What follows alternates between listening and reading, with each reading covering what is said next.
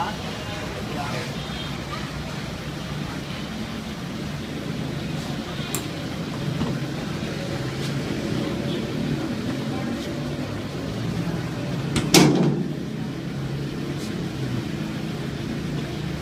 Iba yan. Ayan.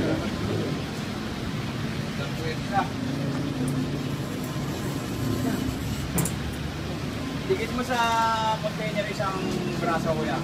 Okay, dikit mo din yung isang braso mo. Isang braso ng bolt cutter. Lapit na. Okay na lang.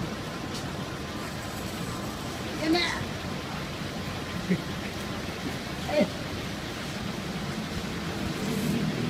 Napakanyan. Ayan na.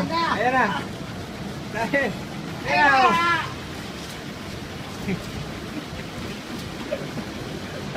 Binibidyo ang kasi. Binibidyo ako niya, hindi makano eh. Kaya wala lakas. Makunat. Kunti pa. Ano eh? Matanda na.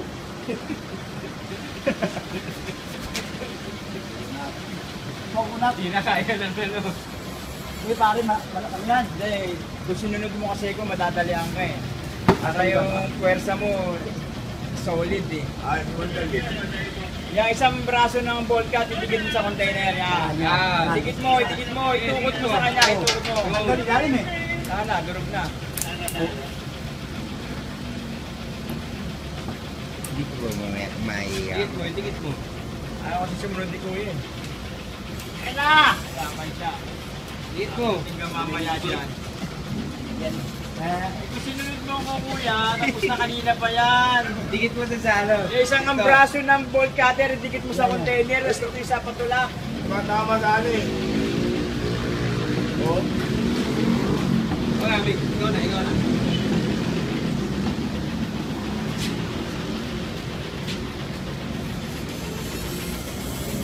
Alas 11 na. Yan. Kaya na tayo. Ayan na. Sabi ko, lakas mo pare. Congratulations!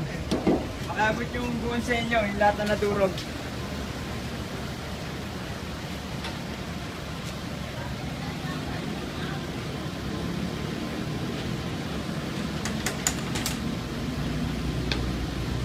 Pati yung kulay nila, Kaya yun, pinakaya natin.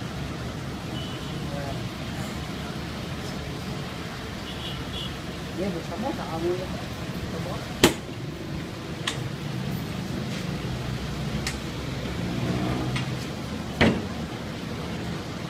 Eh, di ba? Okay lang. Pag nagkulang, bahala ka. Siya yung nabidyohan eh.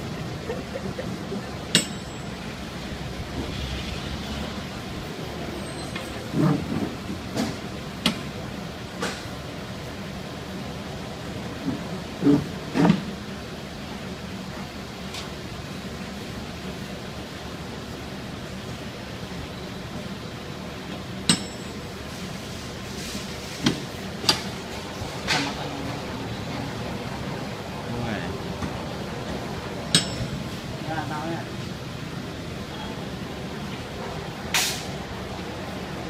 Hindi ka na ganun.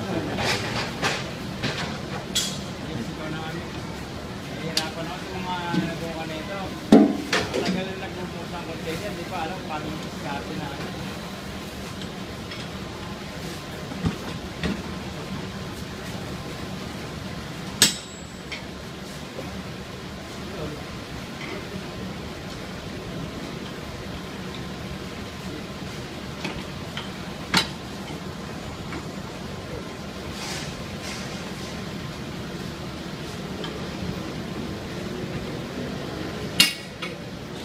Tayo.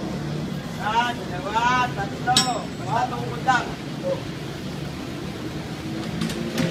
Mix mo yun na, kanalay. Kung gusto mo yan, lahat tayo mahirapan. Kuya. Kuya.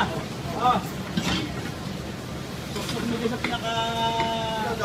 Yan. Doon, dikit sa kabila. Yan, natali mo, sinunod mo rin ako. Okay. Diba? Sunod ka lang sa nakababata na yung mga panahon nito. Hindi ka tama pa rin wala.